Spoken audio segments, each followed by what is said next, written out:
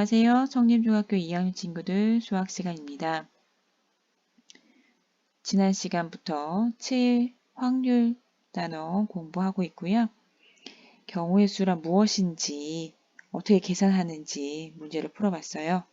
경우의 수 구하기 전에 사건에 대해서 정의를 했죠. 사건 뭐였어요? 동일한 조건에서 반복할 수 있는 실험이나 관찰에 의해서 나타나는 결과를 사건이라고 했고요. 이때 그 사건이 일어나는 가지수를 경우의 수라고 했습니다. 그래서 경우의 수를 구할 때는 일어날 수 있는 모든 경우를 하나하나 따져서 셈을 했는데 두 사건이 동시에 일어나지 않을 경우는 경우의 수를 더했고요. 동시에 일어나는 경우일 경우에는 동시에 일어난 사건일 경우에는 경우의 수를 곱해서 계산을 했습니다. 오늘은 거기에 이어서 확률이란 무엇인지 그리고 확률의 성질은 무엇이 있는지 공부를 해보려고 합니다. 자, 이런 내용들 복습되어 있지요? 바른 자세로 앉아서 확률 시작해 보도록 하겠습니다. 자, 오늘 공부할 내용은요. 첫 번째는 확률의 뜻인데, 자, 요거는 동영상 보고 왔죠. 동영상에서 박사님이 확률이란 무엇인지, 확률과 상대조수 간의 관계가 어떻게 되는지 설명을 해 주셨습니다. 선생님과 다시 한번 정리하도록 하고요. 두 번째로는 확률의 기본 성질 첫 번째로 확률의 값의 범위가 어떻게 되는지 따져볼 거고요. 두 번째 성질로 어떤 사건이 일어나지 않을 확률은 얼마일지 생각해 보도록 하겠습니다. 자, 궁금하죠? 그럼 첫 번째로 확률이란 무엇인지 정해 볼까요? 근데 우리 이미 영상으로 봤어요. 박사님이 237쪽에 탐구학습 문제 동전을 던져서 앞면이 나오는 실험을 하셨습니다. 그래서 600번, 800번, 1000번 동전을 던진 횟수가 많아질수록 어떻게 됐나요? 앞면이 나온 횟수의 상대도수가 0.5에 가까이 갔어요. 그런데 그 0.5가 무엇이냐? 우리가 동전을 던졌을 때 나올 수 있는 모든 경우의 수는 앞면, 뒷면 두 가지고요. 앞면이 나오는 경우는 한 가지죠. 즉, 이 둘 사이의 비율 2분의 1이 되는 겁니다. 그래서 확률은 무엇이냐면 어떤 사건 A가 일어날 확률을 어떻게 정의하느냐? 자, 일어날 가능성이 같은 실험이나 관찰에 대해서 이거는 이제 전제 조건이고요. 모든 경우의 수에 대한 사건 A가 일어나는 경우의 수의 비율을 우리가 확률이라고 합니다. 확률은 소문자 P를 쓰고요. 모든 경우의 수 분의 사건 A가 일어나는 경우의 수의 비율, 그래서 n분의 A 경우의 수의 비율로 정의가 되겠습니다. 그럼 이제 문제를 풀어볼게요. 확률이 뭔지 교과서에 있는 문제입니다. 주머니에 빨간 공 2개, 파란 공 2개가 있는데 주머니에서 공 1개를 임의로 꺼낼 거예요. 그랬을 때 빨간 공을 꺼낼 확률은 주머니에서 공을 꺼낼 때 나올 수 있는 모든 가지수는 몇 개가 되죠? 빨간 공 2개, 파란 공 2개니까 총 가지수는 4개고요. 그 중에서 빨간 공을 꺼내는 가지수는 두 가지입니다. 2개니까. 4분의 2 약분해서 2분의 1 이렇게 확률을 구하는 거예요. 동전 1개를 던질 때 앞면이 나올 확률 동전 1개 던졌어요. 나올 수 있는 모든 경우는 뭐가 있나요? 앞면, 뒷면. 앞면이 나올 확률 1. 그래서 2분의 1 확률이 되는 거고요. 주사위 1개를 던질 때 6의 눈이 나올 확률 전체 경우의 수는 얼마죠? 6분의 6의 눈이 나올 확률은 1이 됩니다. 우리 반에서 한 명을 뽑을 때 여학생인 확률. 그럼 우리 반 몇 명인지 알아야 되겠죠. 36명 중에 여학생 16명이라고 하면 확률은 뭐가 되는 거예요? 36분의 16. 그래서 9분의 4가 됩니다. 어렵지 않죠? 239쪽에 예제 1번 서로 다른 주사위 두 개를 동시에 던질 때 두 눈의 수의 합이 9일 확률을 구하라고 합니다. 확률을 구하라고 하니까 뭐 먼저 구해야 되나요? 네, 모든 경우의 수를 먼저 구해야 되겠죠. 서로 다른 주사위 두 개가 있어요. 나올 수 있는 경우 첫 번째 주사위가 1이 나오면 두 번째 주사위도 1이 나올 수 있겠죠. 순서상으로 표현하면 1, 1, 1, 2, 1, 3, 1, 4, 2, 5, 1, 6. 그 다음에는 2, 1, 2, 2, 2, 3 해서 어디까지 갈 수 있죠? 6, 6까지 갈 수 있죠. 자, 요 나온 순서상을 다 세어보면 36개일 거고요. 첫 번째 주사위가 나올 수 있는 경우의 수는 6가지, 두 번째 주사위가 나올 수 있는 경우는 6가지, 두 개를 동시에 던졌기 때문에 경우의 수 어떻게 구할 수 있어요? 6 곱하기 6으로 계산할 수 있습니다. 다 따져서 세어보던지 우리가 공부한 간단하게 곱하거나 더해서 계산을 하던지 어떤 거를 해도 상관없어요. 그런 다음에 두 눈의 수의 합이 9인 경우의 수. 우선 9인 경우를 따져야겠죠? 어떤 경우 있나요? 9.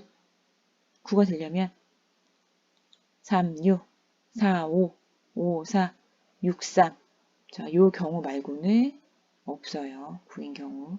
우리가 두 개의 주사위를 던졌을 때 나올 수 있는 가장 큰 수는 12. 뭐부터? 2부터.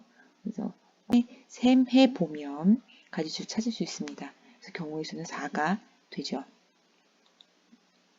확률을 구하면 어떤 값이요? 비율값이에요. 모든 경우의 수분의 사건의 경우의 수 36분의 4 약분하면 9분의 1. 확률 구해보니까 뭐가 정확해야 되나요? 네, 지난 시간에 배운 경우의 수를 잘 구해야지만 정확한 확률값을 계산할 수 있습니다. 그래서 지난 시간에 복습을 꼭 해야 된다고 얘기한 거예요. 그럼 옆에 따라하기 할 수 있겠죠? 따라하기 문제, 그 다음 밑에 문제 2번 풀어보도록 합니다. 네, 주머니 AB가 있습니다.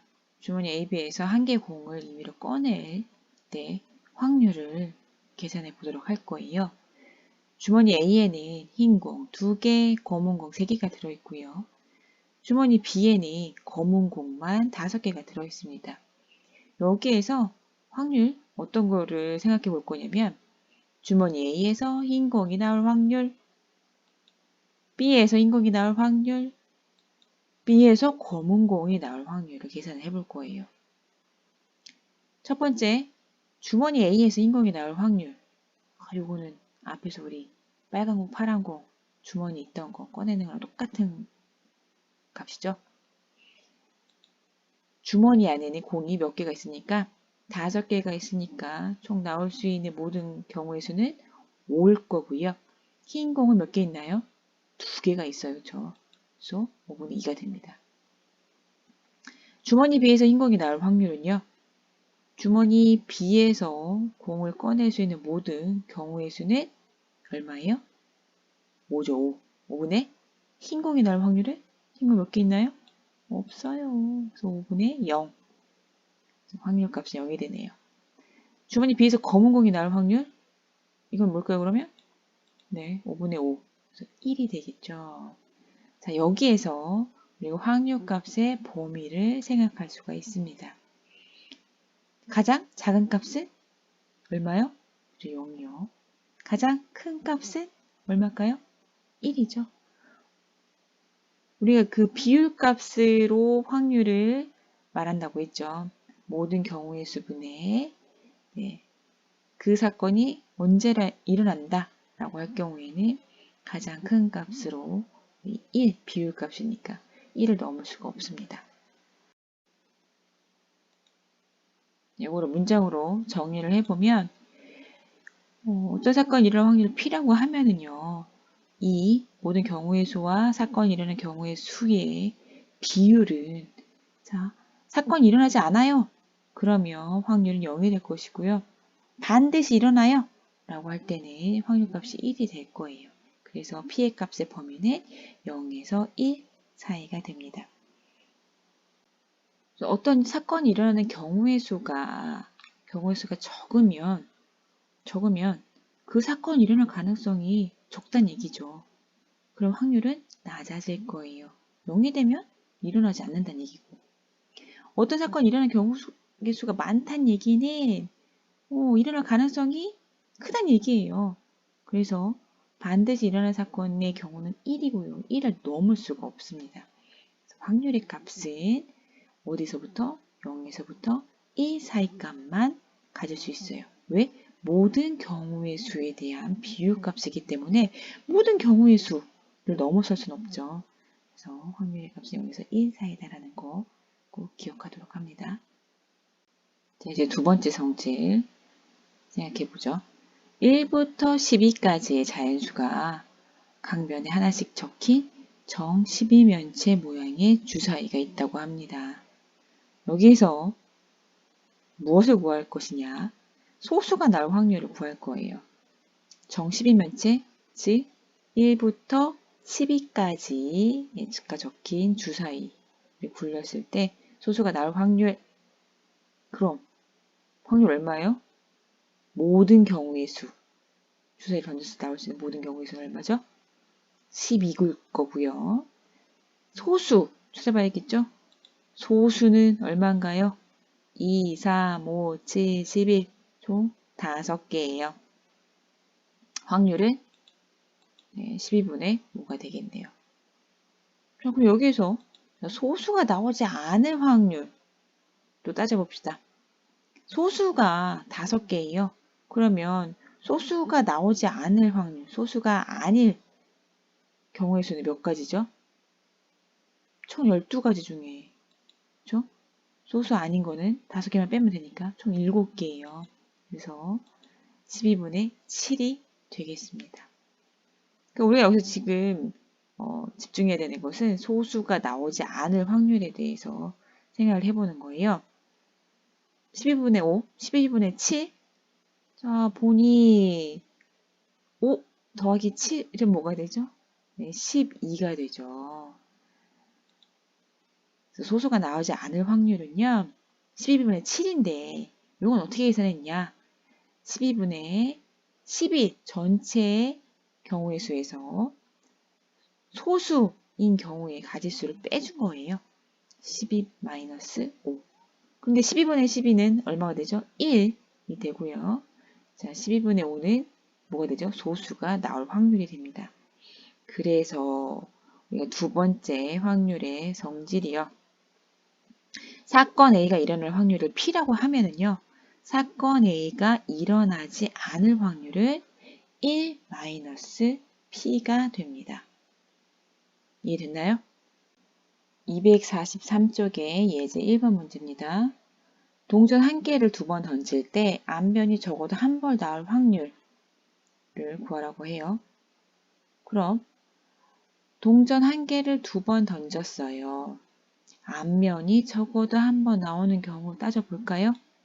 앞면이 적어도 한 번 나와요. 동전 한 개를 2번 던졌으니까. 어떻게? 첫 번째는 앞면, 뒷면, 앞면. 이렇게 나올 때예요. 앞면이 적어도 한 번 나온다. 그럼 한 번 이상이다. 라고 하니까.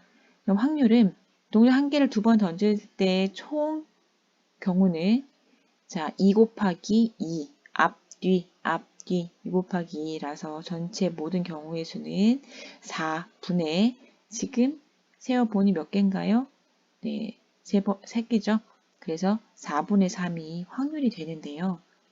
요거를 모두 뒷면이 나오는 경우만 생각해서 어떻게 한다? 빼주면 된다. 앞면이 한 번도 안 나오는 경우만 따지는 거예요. 모두 뒷면이 나오는 경우, 뒤 한 가지니까 확률은 4분의 1이겠죠. 그래서 이걸 어떻게 계산하느냐. 앞뒤, 뒤앞 이렇게 해서 적어도 한 번 나오는 경우를 모두 다 따져도 되지만 앞면이 적어도 한 번 나오는 경우 이 아닌 사건은 뭐예요? 모두 뒷면이 나오는 경우예요. 그래서 확률은 1-4분의 1 해서 4분의 3이 됩니다. 자, 1번으로 해도 돼요. 근데 2번이 조금 더 간단하고 명확하게 우리가 경우의 수를 찾을 수 있죠. 그래서 지금 이렇게 계산하는 방법은요. 경우의 수가 적게 나오는 쪽으로 확률을 구하면 조금 더 정확하게 확률값을 계산할 수 있다. 빠르게 계산할 수 있다.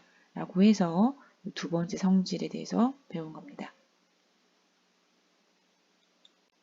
자, 확률이란 뭐라 그랬어요?